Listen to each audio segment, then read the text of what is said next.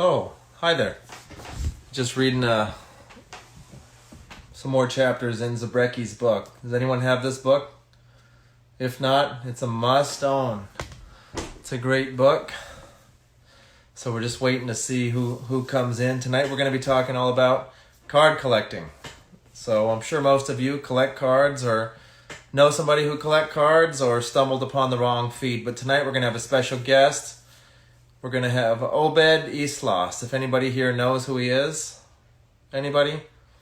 Anybody? No. Well, Obed's a great collector. Actually, we lived a few miles from each other for years. And he's owned Art of Play and Dan and Dave cards for years.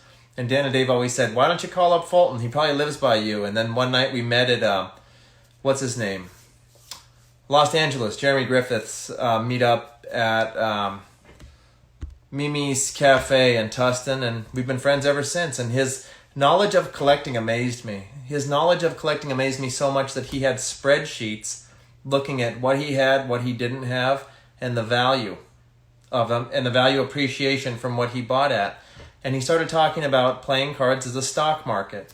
I've never in my life looked at playing cards as a stock market. Obviously, how many cards the Bucks and I had given away in the past, we weren't looking at it as a stock market, or we would have never given away cards. You know, we're not Jackson Robinson. We can't just, give people cards and it doesn't come off our back, but he looks at cards as a stock market. And he was showing me the returns, etc., and it's unbelievable. Obed's philosophy was, he said, if you would have bought Fulton's clip joint at $7 and now you're reselling at $25, what's your appreciation? And I said, dude, I've never thought of this stuff. See, King's Wild loves Obed because Obed's brother is in one of your decks, isn't he, Jackson? I think Obed's brother's a veteran. He lives in Nevada, possibly. Hey, what's up, Colin? This guy right here, CM McKissick, if anyone can see him. He's a great guy.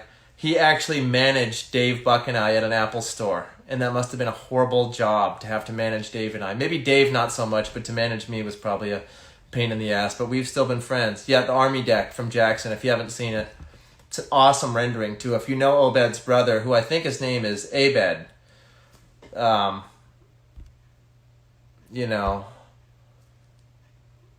that's, let's see here. Let's try to get Obed here live. Says unable to join, Obed. So you gotta fix that or what? Later, Colin. Yeah, I'm gonna go live with Obed, Jackson. I want to talk to him about collecting. I want to ask him about your decks, my decks, everybody's decks, what he's buying, what he's selling. I want to know the trading world. I get message from collectors all the time asking me, what are you buying? What are you selling? What are this? And I'm not a collector of anything. So I don't really understand the collector's brain, even though I've known collectors for, my whole life. I've had friends that are collectors. Of course, I collected baseball cards in the 80s, but I was never a completionist. I love Hideo Nomo. I didn't need every card of his. I just got the cool ones like the Upper Deck or the Fleer that I wanted. But you had some friends at baseball card shows who needed number blank, blank, blank to complete their set. And it was, it's not me. So I want to find out about collectors. Playing cards is a stock market. Very interesting. Okay, we're waiting for Obed to come on. Thanks, Jackson. I got to talk to you this week. Hey, so it's Obed Islas here, everybody. Howdy. You ready? I am ready. Ready as I'm ever going to be. See, Jackson here said that he was excited you were coming on. How's it going, Jackson? I'm doing good, Obed. I just moved to Chattanooga, and I'm making about $1 million a week. I'm also the artist, so I don't have to pay art fees. So I'm just a genius. I can do the art, I can do the distribution, and I just kill it on all levels, and I'm also a nice guy. Well, that explains why you're cranking out so many decks. Yeah, Jackson's the best. We got to have Jackson on over for drinks, really, because I love Jackson's auctions when he was drinking. That was one of my favorite Instagram lives of all. I couldn't turn it off. Yeah, I think a lot of people can say they missed that. Jackson, can you start drinking maybe now that you're in Tennessee? You're closer to the bourbon well, and doing some lives. What's up, Austin? Austin Perez, the Texan there, good boy. Okay, Obed, so I want to have you on because I want to know what you know. You're the big collector. You know more about playing card collecting than I do or I ever will. So go. What's your story? How did you get into it? Started well over a decade ago. I would say that I was late to the game. In fact, some of my close friends started a few years before I did. And we became friends as I began acquiring decks from them. But I would want to say if I put a timeline on it, it would probably have to be around when right after the Smoke and Mirror 6 edition came out. Okay. So again, that just tells you how late in the game I was. Yeah, I remember that to me, I had never seen that much money come in at one time in my life. I mean, I had never, we were checking the server and the server was down and I was calling Dave saying, what the hell's going on? Dave's trying to get the server up and I couldn't believe it. Well, I had my fair share. I think at that time, Theory 11 had a bunch of limited releases too, and their servers kept crashing as well. So that's when I kind of knew that this market was heading in a direction, and a lot of people were eventually going to end up buying and collecting a lot of decks. And sure enough, it's exploded. So, but what was your interest in cards? I mean, were you a poker player, a magician? Neither. I mean, I did play poker once in a while, but I truly am an artist at heart. I can't say I'm that great at it, but growing up, I spent a lot of time drawing.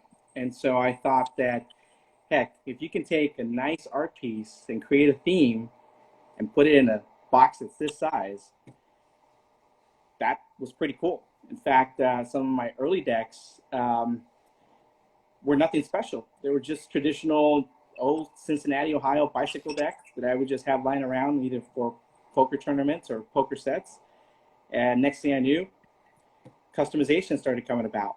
And I think that's where the birth of Kickstarter started.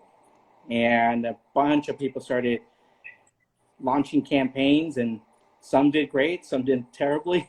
But nonetheless, after that, there was no looking back. Probably the Federal 52s were the biggest Kickstarter deck. So I was there from day one. I think prior to that, there was maybe one other campaign. It was Miscellaneous Good Company, I believe. Tyler Deep, Yep. who I think probably grossed well over 100, I would say maybe close to 150,000. I could be off by a little bit. It definitely was 6 figures. And that just blew my mind. All of a sudden, more and more campaigns started, and I think Jackson had 2 back-to-back six-figure campaigns. And you know, currency has always been an eye catcher for me. We own a few old pieces of currency, and sure enough, I could not say no. I just ended up acquiring a ton of cards at that point. I must have probably bought well over a brick, I think, of the initial Federal 52s. And when the second campaign launched, it just became, the bug bit me, and just kept going from there and never really stopped. Early on, I was buying just about everything that was coming out, whether it was Kickstarter, whether it was, Dan and Dave, whether it was Theory 11. It didn't matter who it was. I was buying everything. And at one point, I ended up acquiring well over 4,200 decks of cards. Do you still have that? No, I probably have maybe close to, say, maybe about 3,500, 3,700 at most. A lot of decks that I just, have sold over a number of years. But I do collect, that does include multiples of one deck. To kind of give you an idea. Let me get this straight. Your 3,500 is just different decks, or? No, some of them are multiple. Like, for example, okay. Jackson's Legal Tender, right? We purchased, 36 decks, so 3 bricks. So it adds up very quickly. I mean, each launch that I think is worth buying, I will at least buy a brick of each deck. Okay, so we got some questions for you. Ben Liu wants to know if you collect anything else or if you ever were into collecting anything different. I can't say I really collected anything else. I maybe have some rare Lego pieces, but a few sets here and there. Cards has kind of been my my big thing. Early on, like you, I collected baseball cards, basketball Yep. cards, and kind of just put that on the back burner, I think right around when I ended up in high school. But I used to jump on my bike and ride about 5 miles to this little, coin shop. This old gentleman who'd been around for decades, and we used to trade basketball cards and baseball cards. And but I gave it up a long time ago. I mean, there's a lot of money to be made in just collecting. Look at basketball cards. I think LeBron James rookie card just went up for auction a few days ago. It sold for like $1.8 million. Some ridiculous. Yeah, but you see, I'm from the 80s, and remember baseball cards, it was the junk era, the 80s. So we had all these cards that if we would have sold in 1992, we would have been sitting on a lot of money. And then when you found out that Fleer had printed, 100, I think there's a documentary about that. Have you seen it? I've heard there's a documentary. I haven't seen it. But it was like, you got the Ken Griffey Jr., the upper deck, the rookie card from 89, and you'd get it at your ice cream man. And it was worth $100 almost, a couple months later in Beckett. And now you look it up and it has to be graded. So there has to be a grading system. That screwed it for everyone. Yeah. And it's also, you have a lot of heavy collectors that will, maybe buy a card that isn't highly graded, but will spend the money to get one and then just keep upgrading from there, until they get to maybe like a 9 out of 10 or maybe a gem. And once they complete a set, I mean, I've seen baseball sets sell for 300,000 plus. I mean, wow, it is quite impressive. So should there be a playing card grading system? Should there come in and have a playing card grading system? Like if you have a Smoke and Mirrors V1 that was completely untouched from the brick, that's, gem mint, should that be graded at a PS 10? That'd be interesting to see. I mean, it probably would require a lot of work, but if you want to talk about a set that's completely undervalued, you just named it. I mean, I did something similar where I bought a Smoke and Mirror set, I want to say maybe 7 years ago. I probably paid about $75 for the set. And it had one slightly dinged corner. Someone offered me $150. I said yes, and I turned around and I bought another set, also for $150, but it's in mint condition.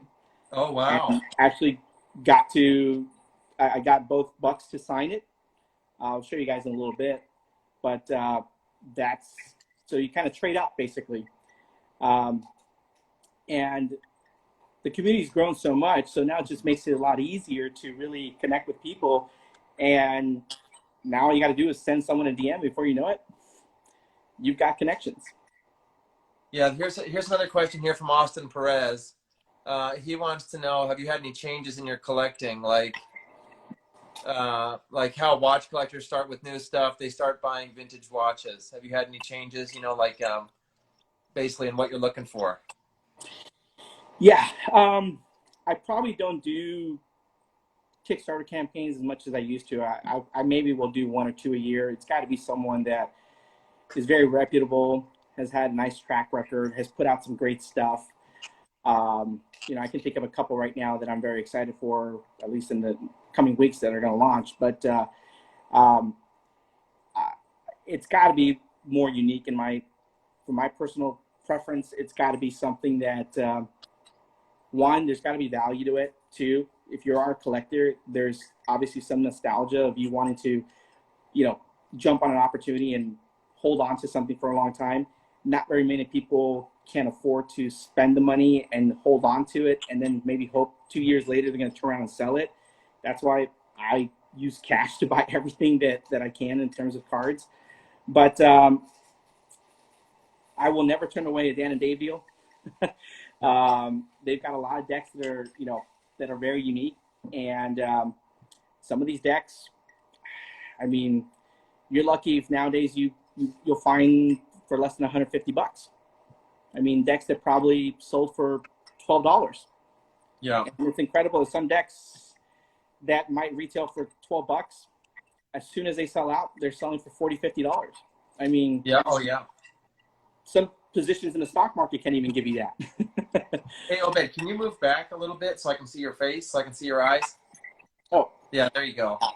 That's a good point about the stock market, because you're a numbers guy, then what's the return on a deck? Like if you buy one of Jackson's gilded, decks, blah, blah, blah, for $45 and they sell out, there's only 140. And then let's say it goes for 200. I mean, what stocks have that return? Tesla now. Unless you're buying like an IPO and it just, has a crazy, start. But for the most part, even if you spend $60, $70 on a very limited deck that maybe had a print run of 200, you can easily turn around and sell that deck for $150. So you're more than doubling your return right out of the gate. What makes it challenging sometimes is that there aren't too many of those to go around. And so jumping on an opportunity, I can't tell you how many times there have been releases where I kick myself for not buying, and mostly it's because maybe it's a deck that doesn't appeal to me. But nonetheless, if you're in it for the money, it might be worth spending the money, even though it's something you may not like. But if it's about making a nice little return, why not? But sometimes you got to sit on for a while. Some of these decks, I can tell you, I bought and held on for 5-7 years before I know. I happened to just do some research. Next thing I know, a $10 deck that I bought 7 years ago is now worth, $75. So what decks have gone down? Do decks go down in value? Are there decks that sold 10 years ago during like the less expensive era that are lower than $7 now? No. Have not. I don't think there's a deck that I've bought that I cannot turn around and get at the very least what I paid for. Well, you look at like the price of decks. I mean, back in the old days, Clip Joint, which was like 10 years ago now, was $7. Then you had the original Ace Fultons were $7.77, and the Chinatown were $8.88, and that was pushing it for back then. I mean, most decks were $4 or $5, and now decks 15, 20. You got 45 gilded. So what's changing in the collector's market? Well, I think there's a lot more exclusion. I mean, back in the days, I'll kind of give you an idea of one deck that was kind of the catalyst that wanted me to really go after these limited runs. But Theory 11 had that White Centurion deck. It was a prototype deck and sold on their website for $4.95. Okay. And my buddy Hugo, who yeah, was lucky enough to score an entire brick, right? And over the years, he's sold many of them. And, nowadays you're lucky if you find one for $400. Wow. And we're talking, less than 10 years ago. That's why I think like Smoke and Mirrors V1, and not because I have, a billion of them. I'm not trying to push. Because you have a palette? Yeah, I wish I had a palette. But I mean, like, I was talking to Dan, we were working all weekend together, and Dan said to me, he said, there has to be less than a few hundred V1s out there because I know how many they burned through. Yeah. I mean, I had an agent in LA for like photo work, and my agent got like, a brick of Smoke and Mirrors because Dan and Dave, were proud of the deck, and it was nothing. I mean, it was like they weren't selling out. It cost maybe $1 to print. So Dan said there has to be less than 300 Smoke and Mirrors V1s out there. Probably right. Last set that I saw sold for well over $400. That's low to me. And that was on Instagram. Someone had a live auction and sold a pair for over $400. For V1s? V1s. Yeah, to me, I mean, it sounds crazy because, I mean, I never thought they'd be worth more than, $5. I mean, obviously we never thought this way because I would have kept everything, I ever saw. But to me, it's low. I mean, when you look at quantity or this or that, I mean, and just the age of it, I mean, that deck is, 13 years old? Yeah. I mean, I don't know. It's a short print. Again, not everyone's going to go out and buy everything that comes out. Mm-hmm. But if you look at certain deck producers, especially again, Dave, that a lot of stuff that they put out there eventually over time is going to be worth more than what you bought it for. Plain and simple. So what may seem like a costly purchase at first, I mean, nowadays you used to be able to buy bricks for $70. Yeah. If not less. Now, you're lucky if you pay $250 for some bricks. And I know it's a lot of money to fork up at first, but some of those bricks you can turn around and sell even just a few cards. Even if you want to keep maybe half the brick to yourself, you can turn around and sell the rest, and it'll more than pay for what you fork up to get the decks to begin with. That's interesting. But again, not everyone has the time. Not everyone has the marketplace. There are a lot of stores out there now online, secondary markets as I call them. Like what we refer to in the investment markets, that know that there's a market for it. I mean, nowadays you can't turn on Instagram without seeing a dozen online stores that sell decks. So there definitely is a market. So what is the proliferation of little people setting up shops online? Is it basically like eBay without the fees? I mean, I know Henry on here. He's a SoCal Playing Cards. I mean, he's gone a lot bigger, but I see a lot of small ones where you have 200 followers, but you have your own store.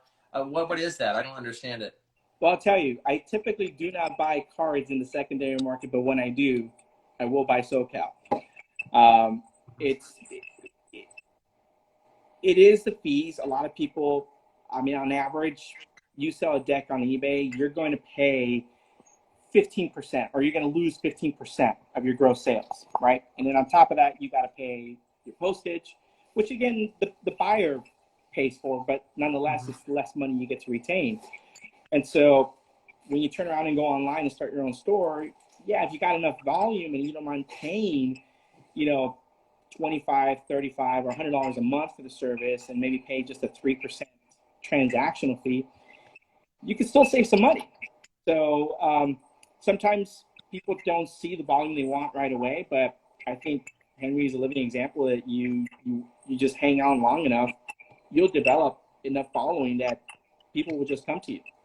Well, yeah, Henry's good at building relationships, though. I mean, he's not just turn and burn and screw you over. Oh, wait, there's someone here who wants me to clarify something. They said that if I didn't think Smoke and Mirrors V1 was ever going to be worth more than $10, then why am I saying it's underrated, undervalued at $400?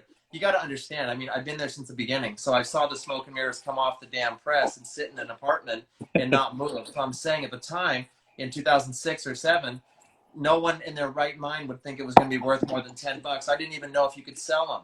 I mean, they sold so infrequently. So I'm saying now, 13 years later, yeah, $400 is low for how little there are in the world. At the time, if I really thought that if I knew the future, I would be sitting on 800 of them. I would have asked my mommy for a loan to, mortgage her Honda Civic or whatever, get the pink slip, and I would have bought 800 and then time traveled to today. But yeah, that's what I mean by that. Well, I don't think anybody saw this coming. No way. I mean, at the end of the day, you got to have the patience, and yes, you do have to be selective. I mean, I had opportunities 5 years ago to buy smoke and mirror sets, V1s, even V2s for $100, and I can't tell you how many times I didn't pull a trigger on one. Now, 5 years ago, paying $100 for a set of V1s, you were going to say, I don't think I want to do that. But now, when you see them sell for $400 5 years later, you're wondering, yeah, I probably should have bought more. Well, look at Jerry's Nuggets. It blows my mind. I mean, the Nuggets I've talked to death on live about Jerry's Nuggets, but nobody in their right mind at that. I'm talking about, I'm not talking about 2 years ago or 5 years ago. I'm talking about 15 years ago. Right. When you see Chris Kenner pulling up, buying them for 50 cents a deck, that's the market value. They are not $500. So to me, they're a 50-cent deck, and now they're not. I mean, I have my one red Jerry's, from the old days, and I think, holy shit. I mean, I would have sold this for $10 15 years ago and thought I did well. Yeah. Yeah. And also there's tens of thousands of these decks that existed, and look at I think a modern example of Jerry's Nuggets, I would say, look at the Windex. Okay. Yeah. Theory 11 used to give them away on the website. I mean, I have tens of thousands of points on Theory 11 website, which I would have been able to turn around and just picked up a bunch of brown wins. And I would say less than a year ago, these were selling for maybe $25, $30 on eBay. Now you're lucky if you find one for $90. Are you kidding? I am serious. I am serious. I could have took a gross of wind from the warehouse, like, when, I don't know, when was this, 10 years ago or 8 years ago? I don't remember. They had, like, people used to complain about there was a sticky text. There was something with the texture that cardistry guys didn't like. I remember there was something with the wind deck. It was a freebie. I had no idea it was $90. No clue. It's in fact, Henry and I were talking about this not that long ago. It just blows our mind how out of the blue, all the, I guess, extras or surplus that maybe Theory 11 had, you could redeem your reward points and you get one for free in essence. But once that stock depleted, there was no other place to go get brown wins. And you create scarcity, people are going to flock to it. And that's exactly what happened. Now, even the red wins and the blue wins, and over the years, they've changed their logo, so there's slight variations in the design, but even those are going for a pretty penny now. What do the Win decks look like now? Like, if you play at the casino, are they anything like the old Win logo on them? No, I'm pretty sure it's not. I mean, I have not set foot in a casino in probably a couple of years, but they have changed their logo. The newest ones that I know do have the new Win logo that's a little bit more cursive, right? But even from my understanding, those are now kind of hard to get. And see, people are catching on. If you live in that area, it's probably easy for you to connect with someone in Las Vegas and say, hey, I'm looking for 36 bricks of these decks. I'm willing to pay you a penny for it, knowing that they can turn around and probably quadruple their money just like that. That's a great point. Because back in the old days, I mean, you had to drive to Vegas, from where we were in Orange County, 4 hours. You had to know somebody like Chris Kenner who knew, you had to go to a gift shop, you had to interact with people, and it's just a whole different world, man. Yeah. Yep. The Austin is mentioning like the Ohio decks. That's kind of why they're the price went up on the Ohio decks. Because of scarcity, because they're no longer going to be made. I remember maybe in 2011 with Dan and Dave, we were walking around Chinatown in LA, like taking some photos, and we went into a gift shop there, and they had like 4 bicycles from Ohio. This was like 2012, 2013, so they had made the transition to Kentucky. And Dan and Dave said, "Holy shit, dude, these are Ohio's." And I said, "Oh yeah, aren't they still?" I mean, I totally was out of it. I was like, "What do you mean?" And so I went and asked the guy. Dave's like, "Hey, can you ask the guy if he has more in the back?" Dave like asking me like, "Hey, can you ask him? Like maybe you can strike up a conversation." Right, yeah. I'm like, "Hey, sir, do you have any more of these in the back? I want to buy a bunch of them for a party." And the guy's like, "Oh, sure." And he brings out these bricks, from Ohio, and they were like, I don't know, $2 a deck. But Dave didn't want to resell them. He just wanted, the feel of the deck. Yeah. It's true what they say. I mean, I'm not a cardist, and I'm not a sleight of hand expert by any means. I don't even attempt to.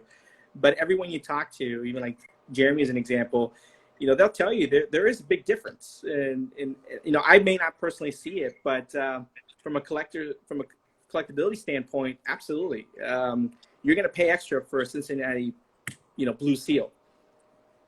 Well, do you remember Ron Conley? The table, like the Steve Forty guy that used to go to the meetups? Yes. I was talking to Ron one night, and I asked Ron, I said, "What's the difference between Kentucky and Ohio?" And he said, "Hey, man, I've never touched Kentucky."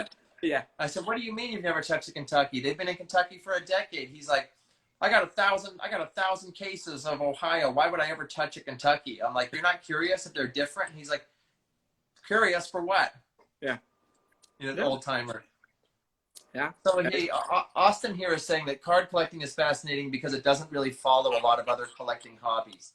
Do you agree with that or not? Or what do you make of that? To some extent, yeah, I do agree with it. For a while, look at sports playing cards. There was a gap where people just didn't care for them, and suddenly there's a big respawn or rebirth. And over the last, this is a fairly new market, so we really haven't seen the dips. Could that change in the future? There's always a possibility, just like the market. It's going to change day to day, month to month, year to year. But I think right now it's so early that anything that you buy probably will hold some value, several months down the line.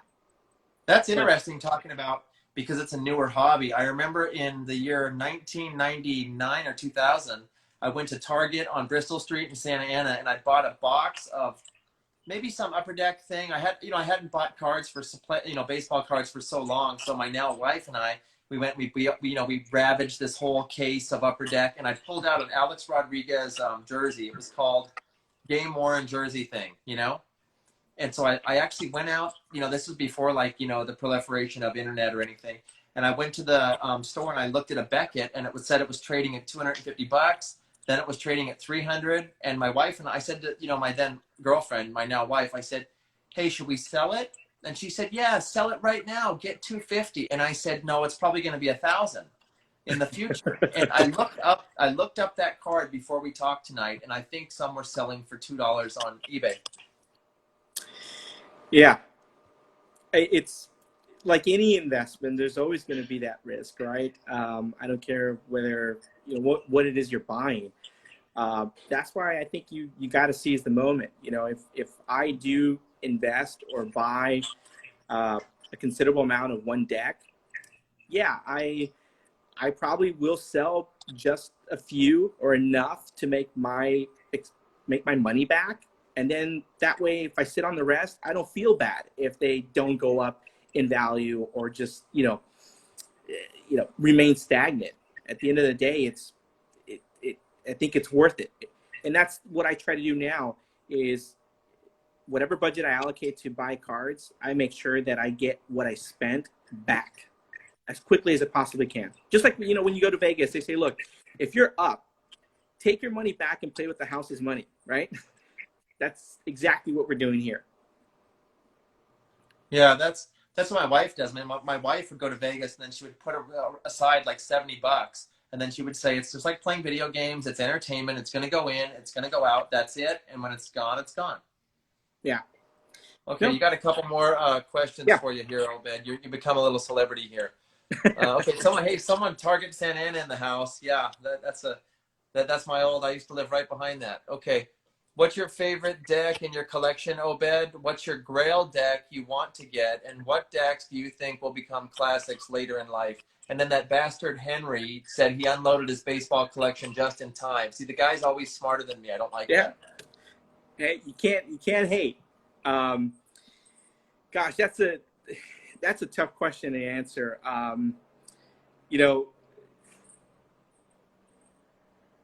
If I were to pick, like if I had to run out of the house and pick a deck, I think just because of the history and what's happened in the card industry, I would definitely grab my smoke and mirror set.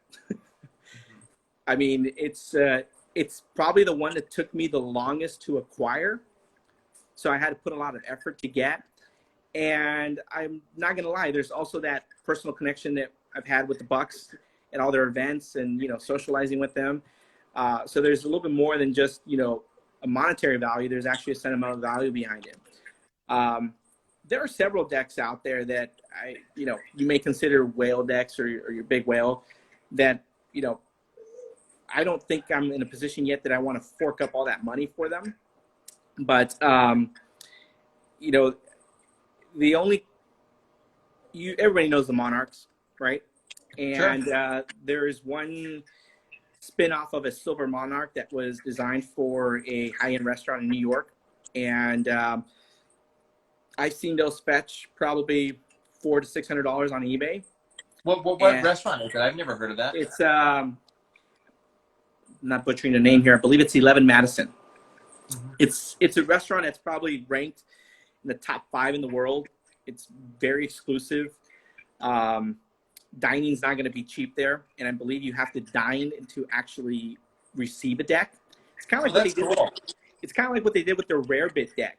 But there was no announcement. There was no formal announcement. They were never even sold on Theory 11 website. They were just produced exclusively for the restaurant.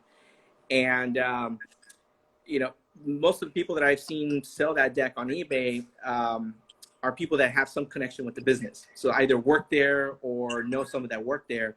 But that would probably be, if I were to complete my entire Theory 11 collection, that's probably the only one I'm missing there. I believe I've acquired just about every deck that the Bucks have put out there, with the exception of maybe these small one-offs, like for example the James Coffey decks. You might remember they had some prototype tuck boxes, and when they launched their deck, if you bought a brick, I think you ended up with a slightly different color variation. I think there was maybe 4 or 5 of them, but there was only like maybe less than a handful of each. And so I was only able to get 2, and there's probably 3 more versions out there that someone probably has. Or I would argue probably worth a pretty penny nowadays. I don't own even one James Coffey deck. I've always liked the deck, but I don't own it. I mean, I'm not a big collector. Well, that deck, I believe, sold for about $12. I could be wrong, give or take. And you are probably lucky if you find one under $100 right now. Wow. Yeah. There's a lot of speculation on here, that you can't see with the text, that someone's saying Fontaines are definitely going to drop. Someone else is saying, no, they're going to hold their value. I know nothing about those cards, so you can chime in and let us know. Well, I believe it was 2013. I could be off a little bit. I believe Zach launched that on an Indiegogo campaign. It wasn't even Kickstarter. And I believe I only bought 6 of them. And early on, I would say right after I got the decks, I probably got maybe $70 for one deck. And I thought, $10 deck, $70, sold. Yep. Just like that. That's right. And there's been a couple resurfaces of these decks. I believe Zach, in one of his releases, I think it was during Cardistry Con in Portland. Before leading up to the event, he was connecting with a lot of people and actually got a good supply. He actually ended up selling them on his website for dirt cheap. And I think the Bucks ended up selling a few under the Black Markets line, and probably, I believe they were around $200. But anyhow, point is, you never know what you're buying, right? I'm pretty sure a lot of people felt that, okay, well, yeah, the design was rather simplistic, but at the end of the day, he's trying to create a brand, and he was very successful at it. And so, plus he had a cult following, right? A lot of people were very supportive in him, going on his own and producing his own deck. And next thing you know, here comes another color, and everyone sold out and sold out and sold out. It's hard trying to feed the beast at the end of the day. So I'm probably going to not counter argue, but say that those decks are probably going to hold up their value for a while. A perfect example is just look at the last few releases. I mean, everyone went buck wild trying to get those the Fontaine Futures when they launched it in Portland, Oregon, right? And now, even if you wanted to buy a blind bag, if someone has one lying around, this was maybe $18 deck. You probably are going to find one for no less than $40 to $45. Wow. And what did they go for originally? I believe it was 18. And I could be wrong. It was anywhere between $15 to $18 at Cardistry Con. I believe there were maybe a little bit more out there. And then when Zach then released the remaining supply after Cardistry Con, I believe they were maybe $15. Anyhow, yeah, try finding one right now on eBay for less than $40, $45. You're probably not going to find one.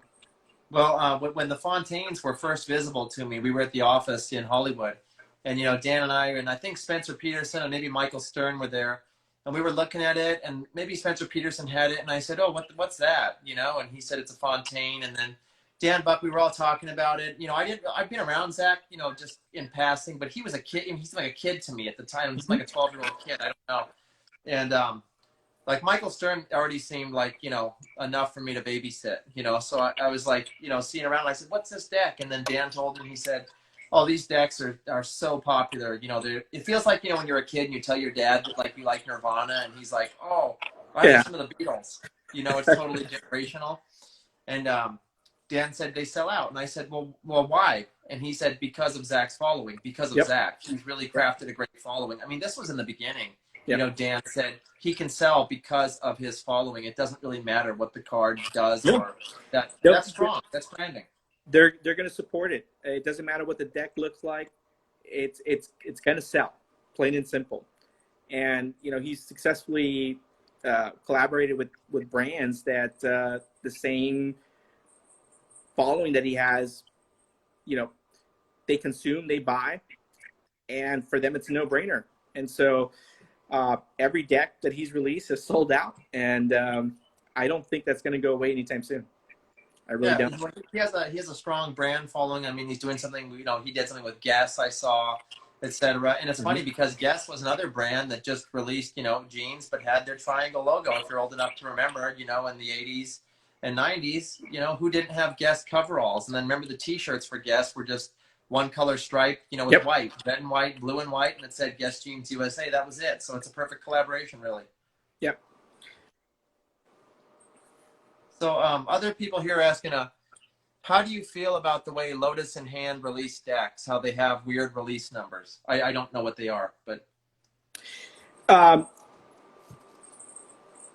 think what they're referring to is there's been some like spontaneous releases with like small windows, sometimes just a couple minutes or a few minutes, or just put out a post and here it is, 1,000 on the website ready to go, and boom, they sell out.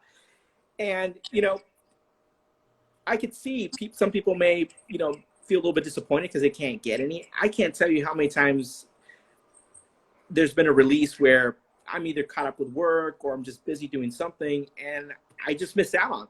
And you know what? I've come to learn not to kick myself for it.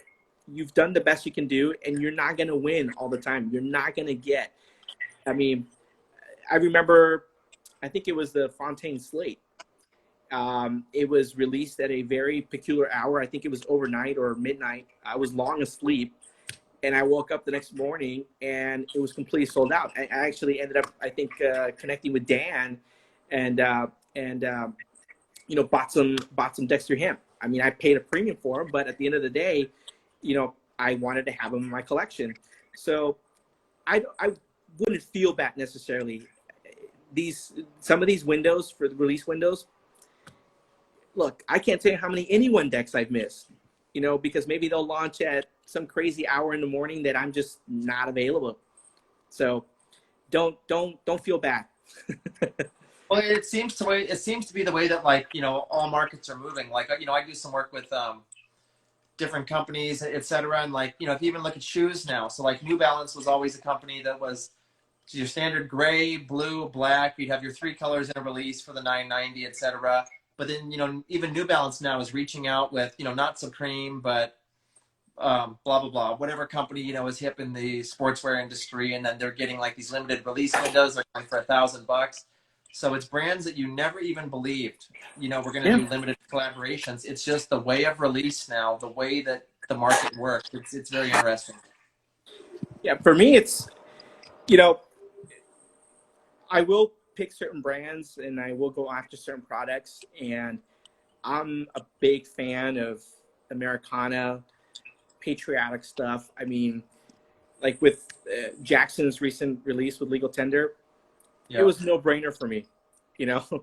I pulled the trigger and just bought as many as I could, and sure enough, because not even seconds later after I pulled the trigger, they're completely sold out. So I know he's got another print run coming in maybe a couple of weeks, but stuff like that. Even I remember with the Bucks, like the Sons of Liberty, which was another deck that I really really liked.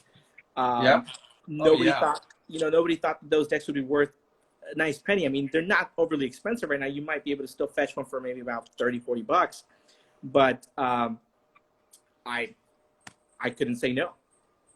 Yeah, Jeff Trish was on here, and I'm going to do a deck, with Trish. The artwork on Sons of Liberty to me blows my mind. Oh, I love that. I love that deck. Yeah. No, I bought several. And I probably maybe gone through 4 or 5 decks myself, just from usage, just playing around, or maybe spilled coffee on them. I've got this. This is one of your favorite decks too. Yeah, absolutely. Okay. Absolutely. And just look how beat up it is. I mean, And those are thicker than the green ones too. But yeah, look Yeah, at that. I've got. There's got to be coffee here, water, or both. I mean, and I still just keep it around. I still admire them. Well, it's fun. It's funny how water damages cards faster now with a thin stock, because I had some, I forgot what it was, some prototype deck at a Knott's Berry Farm, and I went on like one of the log ride or something, and I pulled it out of my pocket, and the whole corners, you could see the glue and everything coming through it. Yep. And someone wants to know what's the appeal of Jackson. So, what's the appeal of Jackson's cards and King Wild? I mean, you can speak about that, and then I will. Well, look, being in the world of finance, I'm not a stranger to monetary instruments, and so when I caught whiff of Federal 52 as a campaign, and when I watched the first video that he put together, when he's sitting at his table and he's illustrating the art, I knew that I was going to buy into it no matter what. And I think like I said, I'm an artist at heart. I don't practice art as much as I used to, but from one artist to another. Creative things. You like creative things. You like cooking. Yes, You like. yes. You appreciate art. You're an art appreciator, and you like the whole world of it. And so for me, I just had to do it. And look, even to this day, I don't own every deck that Jackson puts out. I know it's hard to come across them, especially those limited releases, but nonetheless, if I can get my hands on one, I'm happy. Well, see, it's interesting because, in the early days of cardistry, there's always been these rifts with things. Like, when we'd go to the Magic Castle, there was a problem because the Bucks were cardists. The Magic guys didn't like cardists, and then you have this, and then you have Cardistry Con, and then you have it kind of all coming together now. And then back in the old days, it was like, if somebody got involved in playing cards, if somebody got involved in making playing cards that wasn't one of us, and it's funny because I'm not a magician, but I'm one of the Magic guys, I'm in the club, and if you weren't kind of involved in that club, you were seen as kind of, an outsider. Like some people I still heard say, well, Jackson's just in it, to make a product. He's not really into magic. I don't care. I love Jackson. He's an excellent friend of mine. I work with Jackson. I love the guy. But it's interesting to see, like now, you have Doc's playing cards on here, another great guy. We could have never imagined that like these other companies would come in and have playing card companies that produced cards. Back in the days, it was, I don't want to use the word incestuous, but it was like a Freemason group, or it was a closed club. And, you had Kalush with this giant collection, and then you had Kenner with the Jerry's Nuggets, and you had Dan and Dave kind of building this whole new world. And now, I don't know. It's like, I don't think it matters. I think everyone's just kind of coming together and appreciates good decks. Yeah, it really boils down to that. Even though I've been more selective over the years in terms of what I buy, believe me, I still buy a ton. A ton. I mean, that's another neat thing about this hobby and passion. It doesn't take up a lot of space. I mean, if I were to show you where I have most of my collection, it really just, it barely takes up maybe not even 10 square feet of my house. I mean, it's minimal. So it's manageable also. I don't know if you've ever been in the Art of Play warehouse. I would say that it's unmanageable. Like, we just went, like Dan went back there to find my Hollingworth set that, I was griping about on Instagram for, that, they're gone. Like, we've had this Hollingworth set in the back, that we made, and like, it's gone. I had to buy one off eBay. And if you look at like how much space like warehouses of cards take, it's freaking nuts, and it's heavy. Yeah, so that's one of the things. I'm actually going through a process right now of not rebuilding, but also what's the word I'm looking for? I'm trying to finish basically my original cost basis of the collection, so I know exactly what I paid for and what it's worth. And you have it on the spreadsheet, correct? Yes. So you mentioned, one of your posts, get your spreadsheets ready. That is a lifesaver, because all you have to do is Control F and find exactly what deck you're looking for and know exactly what you paid for, what it's worth, and what you could potentially sell it for. But going through 3,500 decks, that's a big task, but it needs to be done. I mean, at the end of the day, I don't want, if something were to happen to me, I don't want my family scrambling trying to figure out, geez, what are we gonna do with 6 figures worth of decks? Wow. Yeah. What a planner, man. Hey, our old buddy here, Bogey. If anyone knows 52 Yeah, I Bogey, saw. that's the guy. Ryan Sales. He wants to know how many open decks do you have, and then he also made a funny joke that I wanted to share. He said that the new Win deck has a face mask. That's the new logo on there. But he wants to know how many open decks you got. I used to open at least one deck of whatever it is I buy. Not anymore. They just end up all over the place. Like sometimes my kids will, like for example, the Star Wars sets from Theory 11. Those are cool. I must have opened maybe like a complete brick between the kids and myself, just because they love playing with the cards.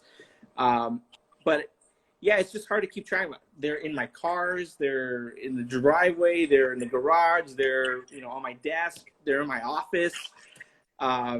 They're everywhere. So I try not to open too many just because I lose track of them.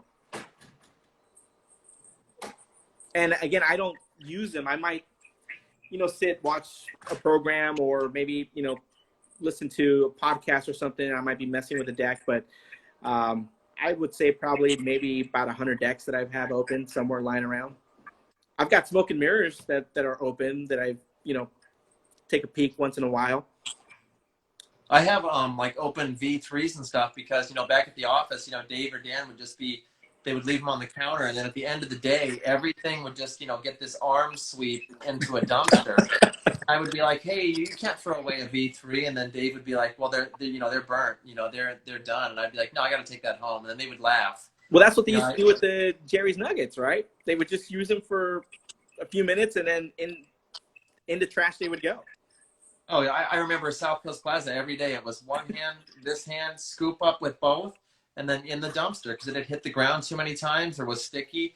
I don't know. I mean, like we're talking about value. We don't know value. I mean, I would have picked them all up. I mean, I would have dug the trash can out of the old McDonald's at South Coast Plaza and got Jerry's Nuggets. I mean, I'm not above that. I definitely would have done it, but we have no foresight. You guys want to see cards? They want to see cards. All right, let's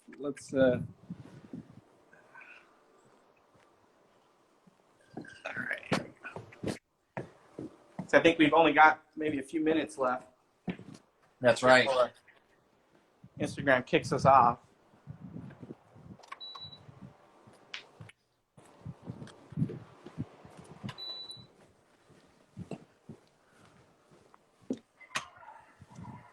All right, let me flip this camera around.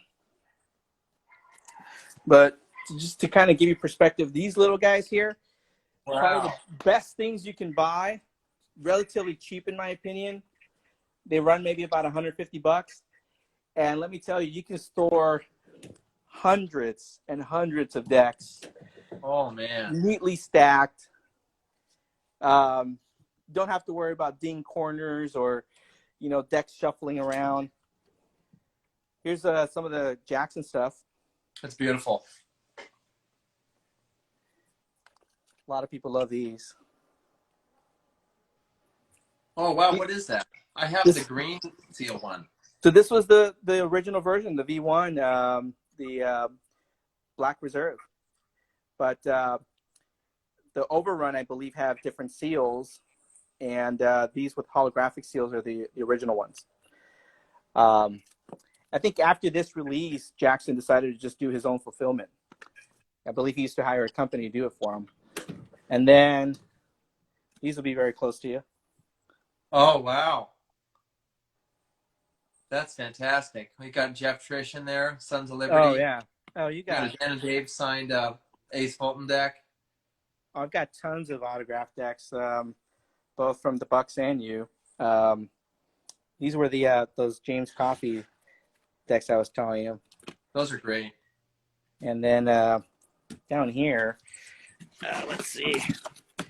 I just took these out a few days ago, but some extra. Here's some original smoke and mirrors. Oh, those are beautiful. Oh, you have one signed too. Yeah, Both they're signed. Yeah. Here's, you know what's a bummer is the Private Reserve, the smoke and mirrors, the gold, side opening box. That one. Yeah, that I had I had a brick of those, and then I guess like I looked at it open and I didn't put wax paper in between, and that gold kind of rubs on the other decks, and it was like, oh, I wish I knew. Well, see, I think the Bucks used to give them away if you spent like $100 on their site, and I think when they went up for sale at one point, they were selling for like $52, I think it was. That's right. I just started picking up tons of them because I knew that sooner or later these were going to be. I mean, you're probably lucky if you pay $150 for it, but they're more. I would say probably closer to $200 today.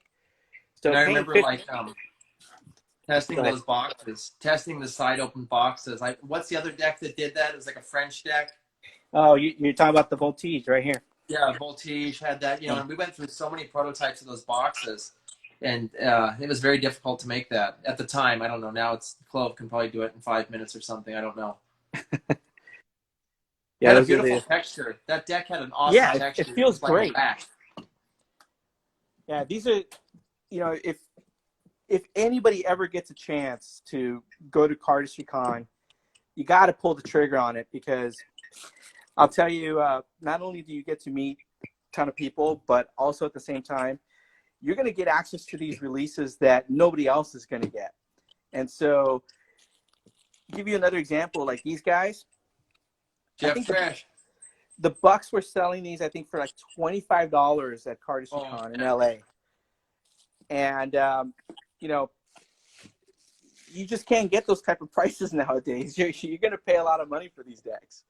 But I think Dan Buck saved number 3. Those are all numbered, I think. Those Jeff Trish. Yes, these are the original, numbered sealed. Where is it at? I have 3 and 7 of those. That's my favorite. You know what I call the over-designed era, where you have you're trying to get more intricate, with more lines, etc. I think that's the pinnacle. That no one will ever make a better deck than that Private Reserve. I think for that style. For that gentleman kind of bourbon bottle style, I don't think anyone will ever make a better one than that. The design is just amazing. I mean, it's very intricate, and then the metal backs just they really pop. I love it. These I would say, if you haven't picked any of these up, and you can still find them, I have the original brick boxes for the clip joint decks. And I know I have them here somewhere. If I can't find them, otherwise I'll show you some other time. But these I remember when they were selling maybe for about $7. Yeah.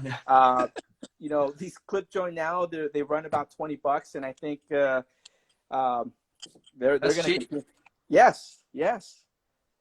I pulled the trigger on 3 bricks. Because I got such a killer deal on them. You know what's funny is we're printing the boxes for Noir, and it's like you can't make boxes like the old boxes the playing card company used to do, like the old brick boxes. They're so thin and they have they really feel like they're from another time. Now I think the quality's gone up too much and you can't have the vintage feel. Right. These are the Fontaines that everybody goes crazy for, the Fontaine Futures. I think there's I think there's like at least 70 plus in here. Oh my God. Yeah. Okay, there's a minute left, so if you get cut off, I'm not hanging up on you. I really appreciate you coming on. No, absolutely. Anytime. And I will save this or put it on whatever, the Instagram TV or YouTube, and figure it out, because Obed has always been one of my favorite people, favorite collectors. Smartest people I've ever talked to. If you ever have a question, ask him. He knows what he's doing. Thanks, Brad. Really appreciate it. Thank you, Obed. I'll talk to you soon. Bye, everyone. Thanks for watching. Bye, Henry. Bye. Good luck on. Thanks for selling that baseball cards. You should have called me. Take care, guys. Good night. All right, you too.